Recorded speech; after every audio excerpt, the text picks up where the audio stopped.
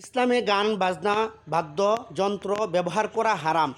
চাই এটা এই মুর্শিদি গান হোক, চাই পল্লীগীতি হোক, চাই বাওয়ালি হোক, মুর্শিদি, বাওয়ালি, পল্লীগীতি, গাওয়ালি, এই সব গান হোক অথবা ভক্তিমূলক গান হোক, গান বাজনা বাদ্যযন্ত্র রসুল্লাহ সাল্লাহ সাল্লাম হারাম ঘোষণা করেছেন। আল্লাহ তাআলা বলেছেন যে যারা গান বাজনা করে তারা তাদের জীবনটাকে জাহান্নামের দিকে ঠেলে দিচ্ছে।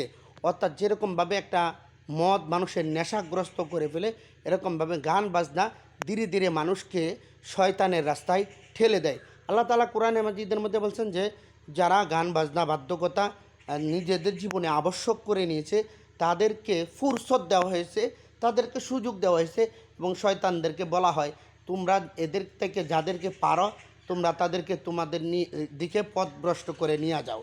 তখন এখানে শয়তান তাদেরকে পথভ্রষ্ট করে। এই গান বাজনার কারণে কয়েকটা ক্ষতি রয়েছে। এক নম্বর হচ্ছে সেটা হচ্ছে এই গান বাজনা নিজেদের বাহ্যিক দেহের ক্ষতি করে। দুই নাম্বার সেটা হচ্ছে যে ব্যভিচারের দিকে আকর্ষণ করে। যত প্রকার ফাহেসা কাজ রয়েছে, অশ্লীল কাজ রয়েছে, অন্যায় রয়েছে, ব্যভিচার রয়েছে, এই সমস্ত কাজের প্রতি খুবই আগ্রহ বাড়ায় তোলে। নারী পুরুষ তারা তাদের একত্রে একসাথে তাদেরকে গান বাজনা আনন্দ ফুর্তিটাকে একসাথে অনুভব করার ফলে তাদের ভিতরে এক ধরনের যৌনতা সৃষ্টি হয় এবং ব্যভিচার কাজের সাথে লিপ্ত হয়ে যায়। তিন নাম্বার সেটা হচ্ছে যে সে কোরআন থেকে দূরে রাখে। এই নাচ গান বাধ্যকতা সে কোরআন থেকে দূরে থাকে। অর্থাৎ যেখানে কোরআন আছে সেখানে কিন্তু সে গান বাজনা করতে পারে না। অর্থাৎ তার নিজেকে বিবেকের মধ্যে বাধা দেয়। অর্থাৎ কোরআনের সাথে থাকলে এই গান বাজনা আর কখনো হবে না মন থেকে। এই কোরআন থেকে দূরে সরিয়ে দেয়। চার নাম্বার সেটা হচ্ছে যে তাকে আখেরাতের চিন্তা সে ভুলিয়ে দেয়। এই গান বাজনা তাকে আখেরাতের লাইন থেকে সরিয়ে দেয় এবং আখেরাতের চিন্তা তার মাথা থেকে ঝেড়ে ফেলতে বাধ্য করে। এই গান বাজনায় আবার আরেকটা কঠোরভাবে নেফাক তৈরি হয়।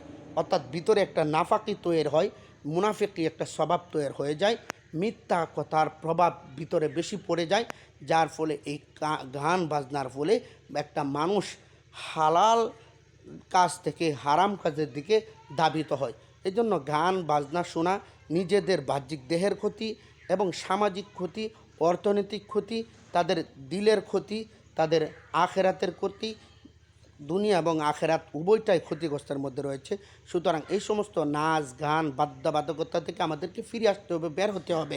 আল্লাহ তাআলা বলেন কোরআনে মাজিদের মধ্যে ফালিয়াদহাকু ওয়ালিয়াবকু কাসীরা, তোমরা দুনিয়ার জীবনে কম কম